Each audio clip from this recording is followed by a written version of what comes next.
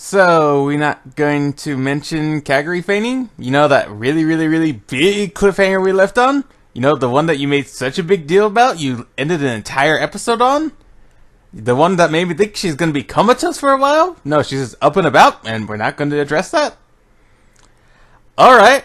Other than that, though, this was a solid episode. There were some good tidbits of comedy sprinkled throughout it, and there were some good character moments here and there that helped to bring these characters a bit more to life, along with the newer characters kind of getting a bit more to them.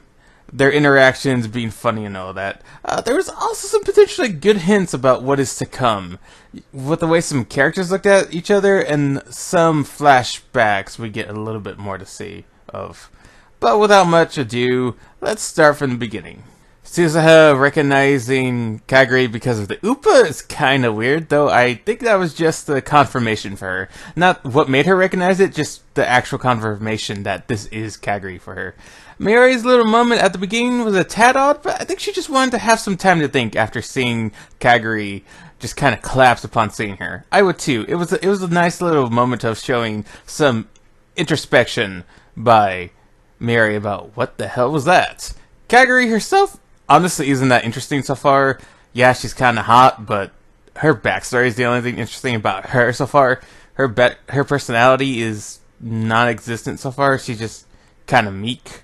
Her moments with Mayuri were sweet, however, and it makes me kind of interested to see if they can kind of develop a mother-daughter relationship kind of akin to the father-daughter relationship of Daru and his Suzuha, with a little bit less cringe and a little bit less comedy, maybe. Moika still looks suspicious as hell, but that's probably some of my bias from the Alpha timeline. Like Okabe, I'm probably gonna have to get over that and learn to trust her as a human being, because she's still not that person. Until she inevitably stabs us all in the back anyway. I mean, come on, just look at her expression after they hang up. That is the face of pure evil. Which is the opposite of Maho's interaction with the female Russian professor, which was pretty funny, and I kind of love how everyone ships Maho with Okabe, of Maho's co-workers, including Amadeus, the male Russian professor, and now the female Russian professor. It's just really funny and kind of makes them seem a little bit tight-knit, and everybody's just trying to look out for Maho, because she doesn't seem to take too good care of herself with how, like, sloppy she kind of comes across at times. Seeing Suzuha Daru continuing to interact was rather nice. It also showed how deep in thought Suzuha is about Kagari. I wonder when we'll see what happened when she got that gun. I think Suzuha might have a lot of explaining to do. The girls look cute in their shrine outfits, even if Maho wasn't wearing one. I feel like Mr. Braun got a little bit more to him with this scene, actually. Yeah, he's still overprotective of his daughter, but he probably does at least trust Okabe with his daughter, despite the shit he gives him. I wouldn't trust Daru, though. I don't think Mr. Braun trusts Daru with anything. I don't think Daru is that kind of person, but he sure as hell wouldn't really get near my daughter if I had one. Like, maybe around her, but not, like, by themselves. No, not taking that chance. Okabe's flashbacks of Kurisu this episode were kind of heartbreaking, and kind of showed some different elements for him. The first one being that he might be starting to view Maho the same way he viewed Kurisu. I'll get to the second time he had that flashback later in the episode, though. The shrine scenes themselves were rather funny, though I did get a little bit weirded out about what they did to Ruka. Did they do the same thing to him that Okabe did to him when he was a female in the Alpha timeline? Because that's kind of sexual assault, guys. That's really not okay. We gave Okabe shit for that.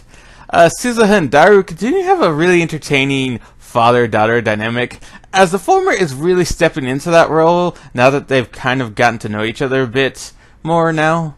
She's going to, like, view him not just, oh, it's my young dad, it's, oh god, this is my dad who's also hopeless as hell.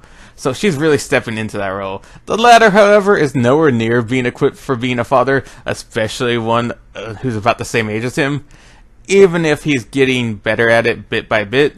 The scene with the Russian doctors was funny, as I do continue to love the male doctor, even if I think he's the villain, I really hope he's not the villain. He might just be a big red herring, but I think he's the villain. Him being dejected by the lack of shrine maidens is hilarious, though. The female professor continues to be suspicious as hell, though. The way she looked at Kaguri, that's just either a red herring or a big giveaway. Or somewhere in between, maybe? And considering what happens later in the episode, I wouldn't be surprised if she was responsible. The New Year's party itself left me really confused, however. Who is that guy that Mr. Braun saw? Who is Mr. Braun calling after he sees the dude? Who the hell are the guys with the masks? Why did Amadeus stop working? Why did Maho suddenly decide to answer Amadeus? And most importantly, why do bad things keep happening to Okabe whenever he gets the slightest inkling of happiness or closure? Speaking of that closure, it is kinda cool how Kaguri was a good metaphor for Amadeus for him. Someone who looks like Kurisu, but isn't actually her. It was nice to see Okabe use that, and finally accept that he had to let her go. Even if he honestly doesn't have to, but hey, that's future, past, whenever Okabe's problem. And the journey to that is future me's agenda. I'll see you in the next one.